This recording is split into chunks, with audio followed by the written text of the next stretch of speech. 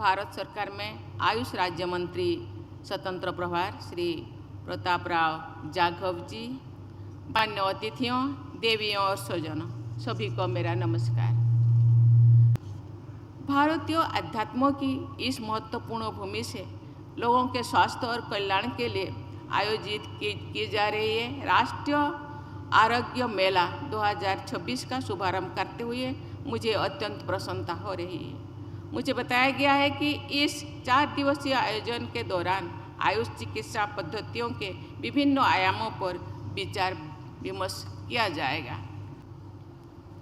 लेह में स्थित national institute of सेवा रेगमा द्वारा सेवा रेगमा में चिकित्सा, शिक्षा और अनुसंधान को बढ़ावा दिया जा रहा है। सेवा रेगमा हिमालय के क्षेत्र की लोकप्रिय पारंपरिक चिकित्सा पद्धति है। मैं आयुष को बहुत प्रोत्साहित करती हूँ। यह चीज़ हम लोगों के सामने रखें। मैं केवल प्रोत्साहित नहीं करती, मैं आयुर्वेद से जीती हूँ।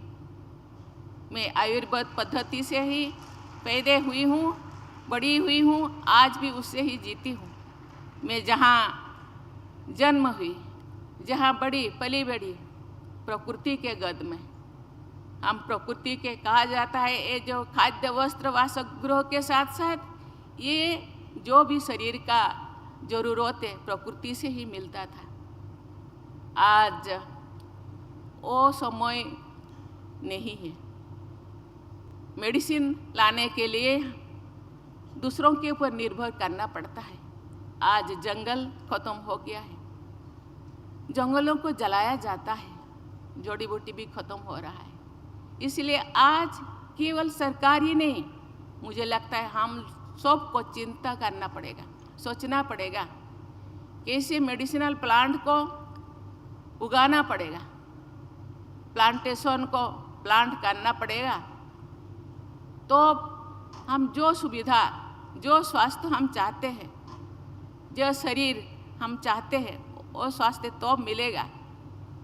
ये जिन लोगों ने आज में 4-5-6 लोगों को हम सम्मानित किए हैं, उनको भी प्रॉब्लम हो रहा है ये सब औषधि इकट्ठा करने में।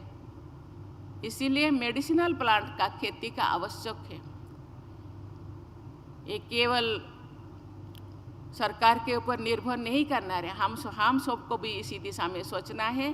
तो ये केवल शरीर और मन को स्वस्थ करने में, हम अपने आप को स्वस्थ करने में ये बहुत बड़ा योगदान होगा। मेरी शुभकामना है कि आप सब सर्वे सन्तु निरामया, अर्थात सभी निरोग और स्वस्थ